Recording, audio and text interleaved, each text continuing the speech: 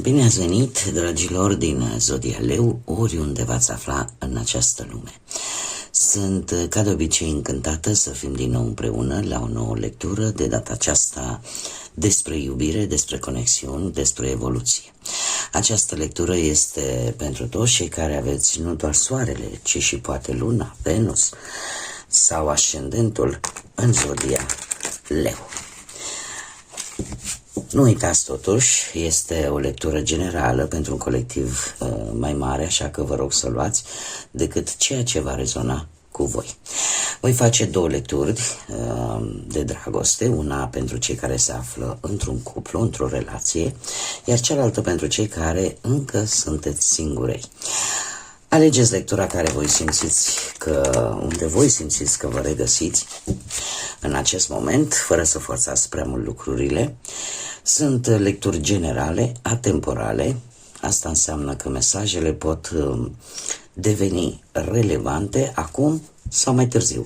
Asta în funcție de parcursul fiecăruia și de momentul în care voi urmăriți lectura. Este posibil să rezonați cu tot mesajul, cu o parte din el sau poate chiar deloc.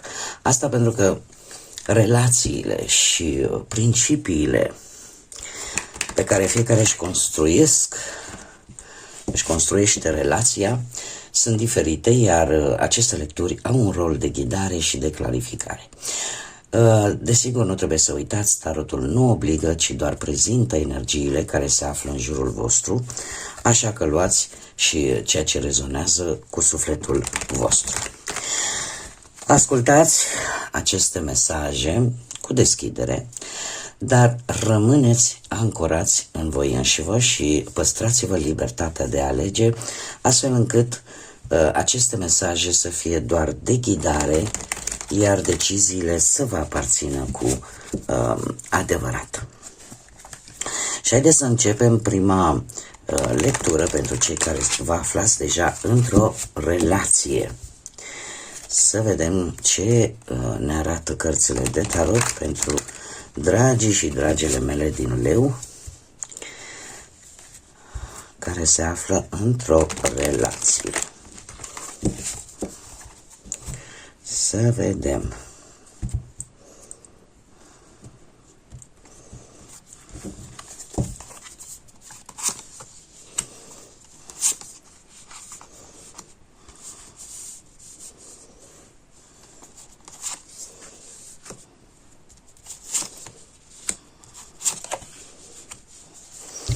Dragilor,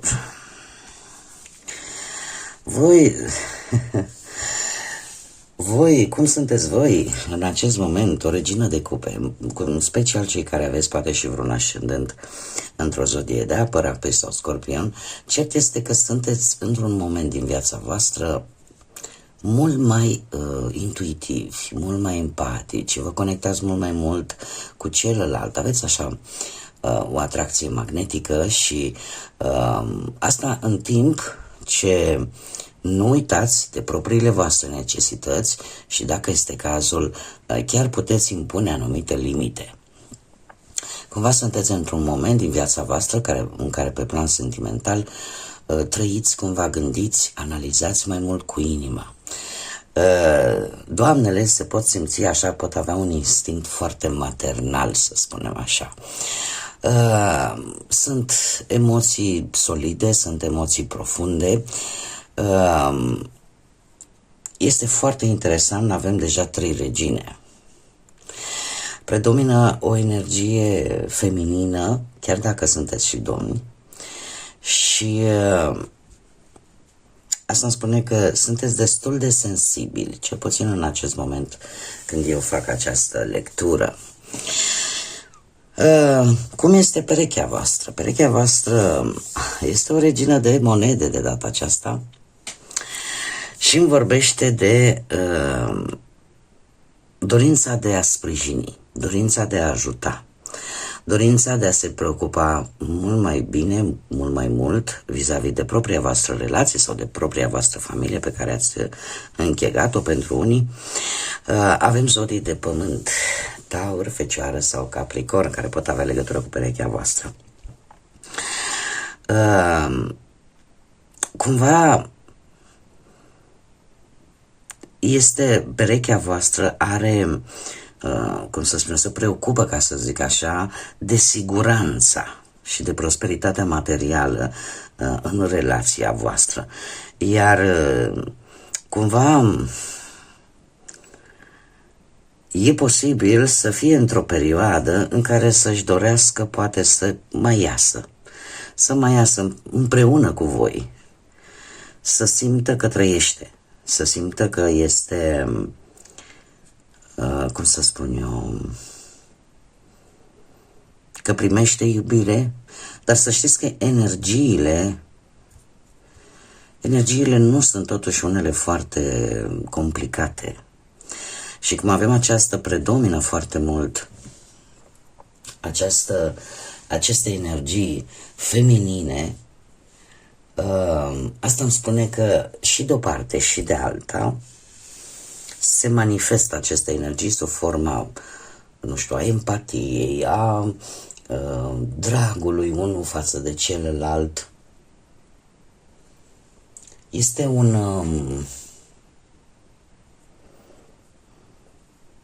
și amândoi priviți către viitor. Adică nici nu se pune problema că unul dintre voi ar vrea altceva. Haideți să vedem ce ne mai spun cărțile.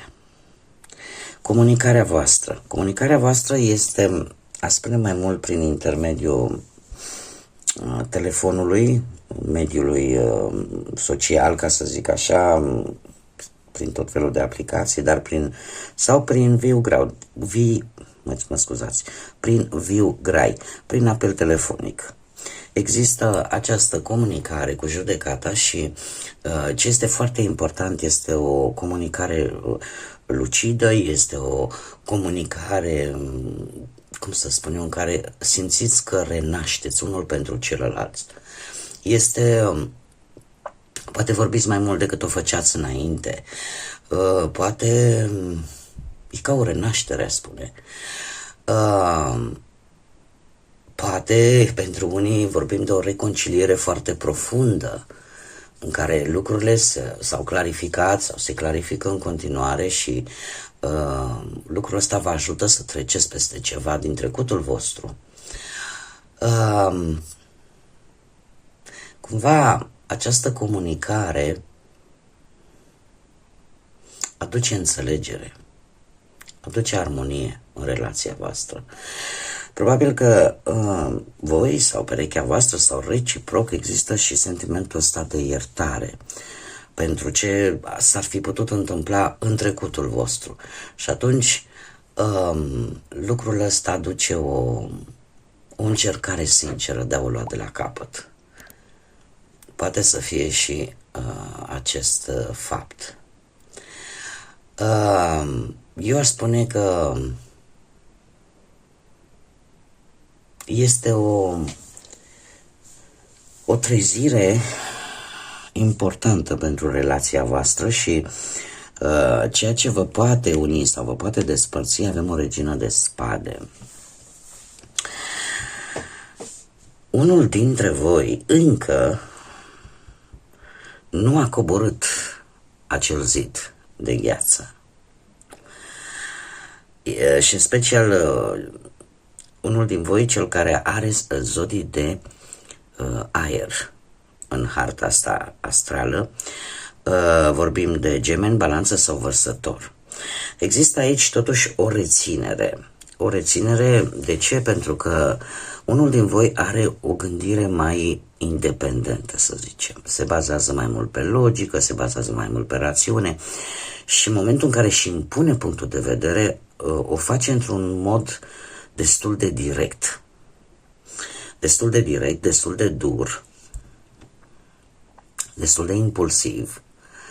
Iar lucrul ăsta cumva poate să creeze anumite discuții, poate, sau anumite lucruri care pot distanța sau pot, mai degrabă spune distanța.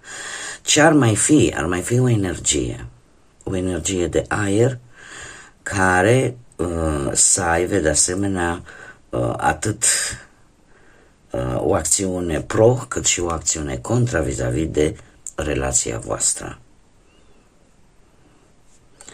Să fie cineva destul de impulsiv, destul de sever în gândire și care dă loc de interpretări. Să mai fie cineva, de obicei este cineva mai în vârstă,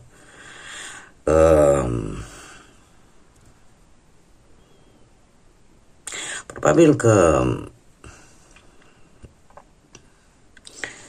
eu aș mai spune că ce v-ar putea apropia, pentru că am văzut ce ar putea să producă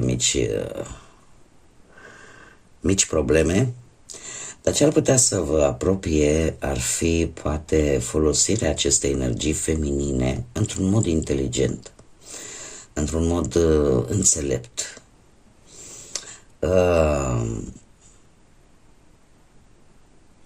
Poate că unuia dintre voi îi place mai mult, cum să spun eu, să ajungă la miezul problemei, să sape până ajunge exact acolo de unde ar putea să pornească conflictul, să zicem. Este cineva aici care, tind să cred, nu știu de ce, că ați putea fi voi, care nu-i prea-i place să negocieze, da? Conduce așa cu mână de fier și nu se lasă până nu ajunge acolo unde trebuie pentru a descoperi.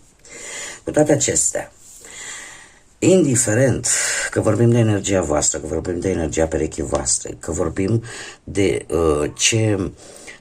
cum să spun eu, ce vă poate uni și mai mult, cert este că mie cărțile îmi arată că totuși relația voastră are un viitor și se îndreaptă către viitor, așa cu bune cu rele. Important este că există sentimentul ăsta de iertare, există sentimentul ăsta de vreau să trecem peste tot, hai să o luăm de la început, iar lucrul ăsta nu este rău deloc. Este o comunicare reală și în același timp este un impuls totuși și de a acționa, să nu fie decât vorbe goale. Eu aș spune că într-adevăr aici e posibil să fie nevoie de a ierta pentru a, cum să spune, pentru a putea avansa. Că sunteți voi, că este perechea voastră. Care este sfatul? Avem Carul cu zodie Rac, încă o zodie de apă care poate să vă spună ceva și care ne vorbește de mai multă hotărâre. De mai multă hotărâre, dar în același timp vine și cu un mic sfat. Și anume, totuși lăsați lucrurile să curgă în ritmul lor, nu le grăbiți. De ce spun acest lucru? Pentru că există tendința, mai ales la voi, să mergeți cumva mai departe, dar cumva prea repede. Sau să nu suportați presiunea care se face asupra voastră, poate chiar de către perechea voastră, în a lua decizii, în a cum să spun eu, în a face ceva la care voi deja sunteți hotărâți, deja vreți să vă impuneți, vreți să reușiți. Și atunci toată graba asta e posibil să schimbe treaba sau să strice treaba, ca să zic așa. Sfatul cărților vine cu ideea asta de comunicare în același timp. Cumva există și tendința asta, în afară de a grăbi un pic lucrurile sau a le urgenta sau a vedea mult mai rapid rezultate.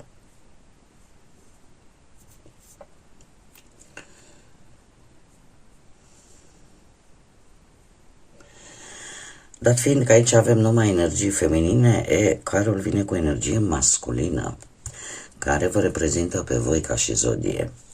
Și cumva lucrul ăsta e posibil să vă și atragă unul către celălalt. pentru că sunteți mult mai responsabili în acțiunile pe care le faceți, știți către ce vă îndreptați, există hotărâre în decizie, continuați pe drumul pe care voi vi l-ați trasat, vă mișcați.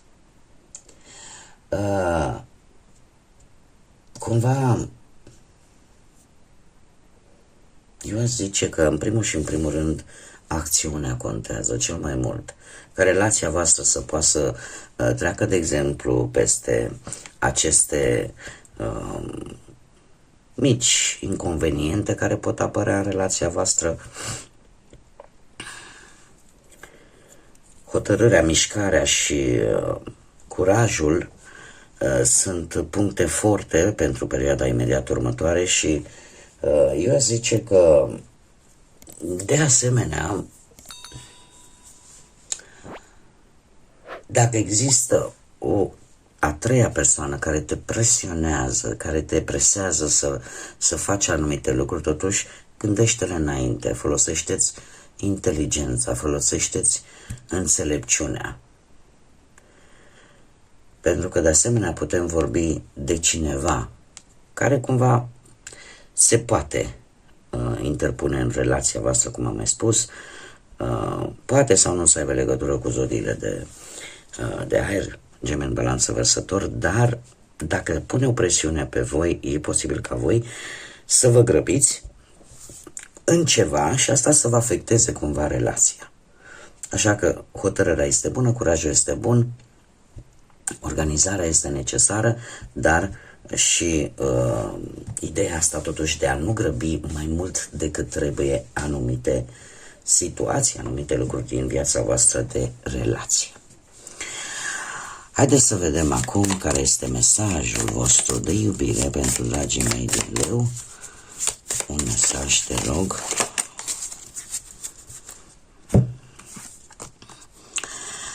Acțiunile vorbesc mai tare decât cuvintele. Dacă vrei să știi cu adevărat ce simte cineva, privește care... uită-te la ceea ce fac ei. Cât de înțelept mesaj. Da? Deci uitați-vă mai întâi la ce fac și apoi la ce scot pe gură. Da? Dacă vrei să știi cu adevărat ceea ce simte cineva, privește mai întâi ceea ce face. Știți că este și un proverb. De multe ori și tăcerea vorbește. Dar vorbește prin, cum să spun eu, prin alte metode. Prin alte metode. Haideți să vedem acum mesaje gândite, dar nerostite. Ale voastre, poate, ale perechii voastre. Și cine spune, am încercat să fug de această conexiune, de această relație, dar sufletul meu tânjește cumva după tine. Ce frumos! Un meu gând, un mesaj gândit, dar nerostit încă, care poate să fie atât al vostru cât și al perechii voastre. Deci am încercat să fug de această conexiune, dar sufletul meu totuși sapă după tine, te caută. Bun, dragii mei, cam atât am avut pentru voi, cei care sunteți într-o relație. Eu vă mulțumesc că ați fost aici și acum urmează lectura pentru cei singurei. Și suntem la lectura pentru cei care sunteți singurei. Să vedem ce vine pentru voi, dragilor din Leu, burlăcei și burlăcițe. Ia să vedem.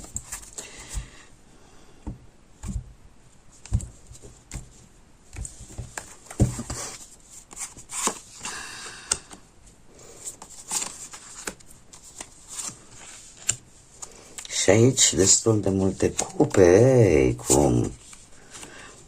Să știți că nu e rău deloc. Haideți să vedem. Situația voastră, cum sunteți voi acum, sunteți în energia unui paj de cupe. De asemenea, predomină și aici cupele și predomină zodiile de apă, Rac, Pești sau Scorpion. Dragilor, sunteți unii dintre voi, ori sunteți deja îndrăgostiți, ori sunteți la începutul unui potențial sau unei potențiale relații, conexiuni. Nu știu, ori că ați cunoscut pe cineva care v-a impresionat foarte tare și v-a făcut să vă deschideți așa inima, ori pur și simplu vă simțiți așa ca niște adolescenți, aveți niște trăiri foarte intense din punct de vedere emoțional, sunteți mult mai explozivi, mai sensibili, mai timizi, de ce nu? Posibil să fiți un pic mai supărăcioși, de aici vine și sensibilitatea, cumva un caracter, aș spune, un pic infantil, un pic copilăros, dar foarte emotiv. O perioadă în care aș spune că emoția poate ajunge chiar până la lacrimi. Sunteți, cum să spun eu, a ieșit cumva acel adolescent din voi. Ce gânduri ai, ce planuri ai? Gândurile voastre sunt destul de echilibrate. E posibil, în special cei care aveți poate și un ascendent în Săgetător. Aș spune că sunteți mult mai... vă acceptați mult mai bine, în primul și în primul rând, pe voi. Așa cum sunteți, cu bune, cu rele, ceea ce este probabil un început bun pentru cei care până acum nu au făcut-o. Sunteți mult mai încrezători în forțele voastre proprii și în felul în care voi, nu știu, poate cuceriți. Dar o faceți într-un mod cât mai echilibrat. Cumva există un autocontrol. Încercați pe cât posibil, nu știu, să nu arătați acest tânăr, această parte juvenilă care vă face vulnerabili. Și atunci nu arătați foarte mult, încercați să vă dominați instinctele, încercați să vă dominați emoțiile, acțiunea. De ce? Pentru că aveți un plan pe termen lung. Sunteți foarte atenți la acest plan și vă revizuiți prioritățile. Sunteți mult mai calmi. De asemenea, putem vorbi de faptul că evitați orice fel de conflict, orice fel de supărare și aș spune chiar vă adaptați. Ați descoperit acea abilitate de a vă adapta la diferite situații pe plan emoțional, sentimental, iar lucrul ăsta vă ajută tare mult. Cum vedeți sau cum ar trebui, poate să vedeți lucrurile, precum un rege de cupe, ceea ce și faceți dacă mă întrebați pe mine. De asemenea, vorbim de zodii de apă, poate că unii dintre voi, așa cum am mai spus, și asta predomină în toată lectura, aveți legătură puternică cu zodiile Rac, Pești sau Scorpion. Cum vedeți voi lucrurile precum un rege de cupe, adică, indiferent de cât de dificilă este situația, voi vă mențineți calmul, vă mențineți măsura, înțelegerea și eu aș spune că sunteți mult mai sentimentali, mult mai înțelegători, mult mai blânzi, poate mult mai răbdători în momentul în care vrei să-l asculți pe ceilalți. Ați căpătat acea înțelepciune bătrânească, matură, de a nu vă grăbi, de a sta să-l asculți și pe celălalt. Și asta, să știți că nu e deloc rău, mai ales în ceea ce vă privește pe voi. Este o perioadă în care, cum am văzut și la lectura anterioară, predomină energia feminină yin. Iar asta se vede. De asemenea, experiențele tale din trecut au fost unele destul de elocvente pentru voi cu acest 9 de cupe. De ce? Din experiențele amoroase, relațiile anterioare, legăturile anterioare, cu siguranță mulți dintre voi v-ați dat seama că a avea succes, totuși, în viață ține foarte mult de, cum să spun eu, de stabilitate. De o stabilitate pe toate aspectele. Mulți dintre voi ați avut parte de momente în care ați cunoscut oameni noi, ați ieșit, v-ați distrat, ați interacționat până la urmă cu toate clasele de persoane, în speranța că una dintre ele se va transforma într-o frumoasă relație. Dar ce este cel mai important, ați realizat că de multe ori poți să ai tot ce este material și de fapt să simți că nu ai nimic. Nouăle de cupe este de fapt acea concluzie acea concluzie în care poate că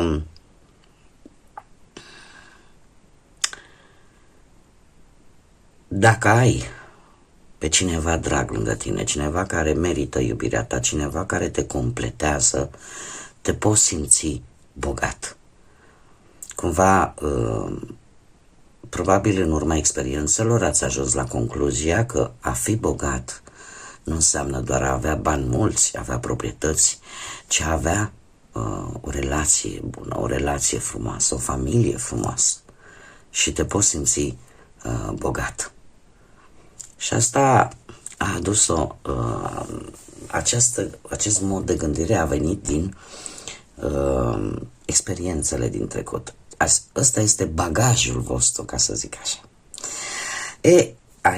Aici vine surpriza, ce aduce viitorul apropiat și avem roata destinului. Și voi mai lua o carte pentru că roata destinului funcționează, vai cât de frumos este. Să știți că, haideți să vedem, roata destinului de fapt este o carte provocatoare, o carte care anunță schimbări bruște, o carte care anunță situații care se schimbă radical, dar nu spune niciunde, nici cum, nici... Avem așa o vagă informație, va veni în viitorul apropiat, dar rezultatul acestei schimbări bruște, care vine în viața voastră și pentru care voi nu puteți să faceți nimic pentru că ea vine, în cel mai rău caz, să vezi ce se schimbă în viața ta și de aici să pornești folosindu-ți liberul arbitru și să vezi cu ce vine. Ei, la voi vine cu optimism, vine cu căldură umană, vine cu, cum să spun eu, cu iubire. Cu iubire, pur și simplu. Vei găsi iubirea, vei găsi acele sentimente care te vor ajuta efectiv să treci peste orice și peste toate, peste orice dificultate.